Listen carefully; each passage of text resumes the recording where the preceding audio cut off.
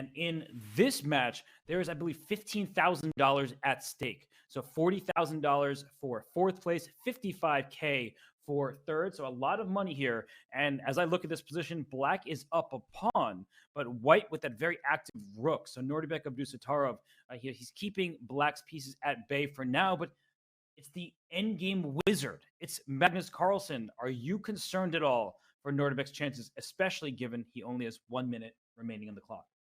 Yeah, and I have no question that Magnus will whip up something. He will not simply shuffle his rook back and forth and admit to a draw, especially, I think, given Magnus's psychological state. He's got absolutely nothing to lose. Rumor has it that he played more than a couple of blitz games on chess.com yesterday to blow off some steam. Hey, nothing wrong with that. My friend Nika Theodora messaged me. He played a long match with them. So in a way, Robert, perhaps Magnus is a little bit more relaxed. And when the world champion is relaxed, he tends to produce some pretty good chess. At this point, the difference between third and fourth place, it's a significant sum of money. But for the world champion, it's peanuts. So I think we're going to see a relaxed Magnus Carlsen. And maybe we're going to see a Magnus Carlsen who blunders less than he has throughout this tournament. Well, Magnus, he needs to will himself to care sometimes. And in this position, oh my gosh, is there knight takes g4? Oh! Wait, rook f8, and then you run to g5? Yeah, king g5. Oh, what a tactic. Because and he missed it. Back. He missed it, and you caught that immediately. Let me show that really quickly. Knight takes g4, paving the way for a discovery. e5 and e takes d4, and black goes up 2 pawns. And if white gives a check on f8, not king e7, Robert, because of knight g6, but no, you have opened up the g5 square. Unbelievable. Another miss for the world champion. But knight f7 still looks very nasty from a practical standpoint. Okay. If e5, I guess there's like knight d5 check holding on. Well, if I'm just transparent, the only reason I saw it was the eval bar went crazy, right? Like the bar just dropped completely. Give yourself some. I'm trying to give you some credit. Accept it. I appreciate that, but I like being honest. It's important. But in this position, rook a5 played. And maybe if Magnus realizes that shot was there, he'll go back to e5. Nordibek will play rook a8 again, thinking we'll just make a draw by repetition. And then knight takes g4 will be a cold shower. Except I feel like Nordibek wasn't born yesterday. Magnus should... Ooh, and e5 has been played after knight d5. Is he... Wait a minute, Robert. King g5. Knight drops back to c3. And wait a second. There is a mate in 1 threat. Uh-oh. Oh, my lands.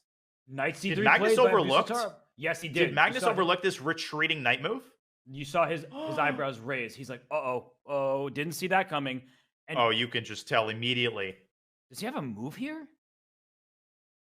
And it's not just a mate threat, Robbie. You can stop the mate threat by eliminating the pawn on g4. The problem is that there sits on d6 a rook, which is going to get forked after knight takes e4. Is black losing here?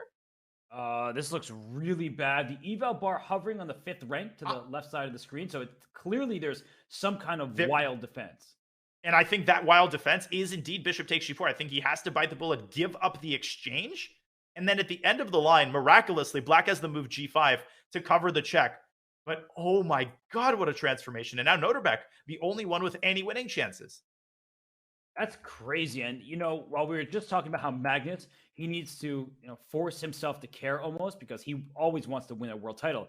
Nordibek needs no motivation. He wants to defeat Magnus Carlsen. He is the Olympiad champion. He's the world rapid champion. And can you imagine how crazy Uzbekistan will go if Nordibek Abdusattorov beats Magnus Carlsen in a match? Oh, and it doesn't matter in what context. It doesn't matter where. Nordibek is all guns blazing. He's upset after yesterday's match, but he has a amazing chance to redeem himself. But can he pull this off with only 7 seconds? He's playing on increment. And Robert, I have no idea what the evaluation is if the knights come off the board. Right, that's the big question. And Magnus trades quickly. No, rook b6. Brings his king back. So I guess white's going to push the pawn up to e5. There's no... Wait, the bishop's trapped. Oh my gosh. And Nordibek knows he won. Look at that. The hand is out. Nordibek Abdusattorov, the teenager from Uzbekistan, takes down world champion Magnus Carlsen. Rook c6, look at this final construction. The king and the rook, it's something straight out of an endgame study. It dominates the bishop. Had Magnus had the pawn on h5, he would have had the g4 square, but he doesn't here. Robert, what a 180. This is insane.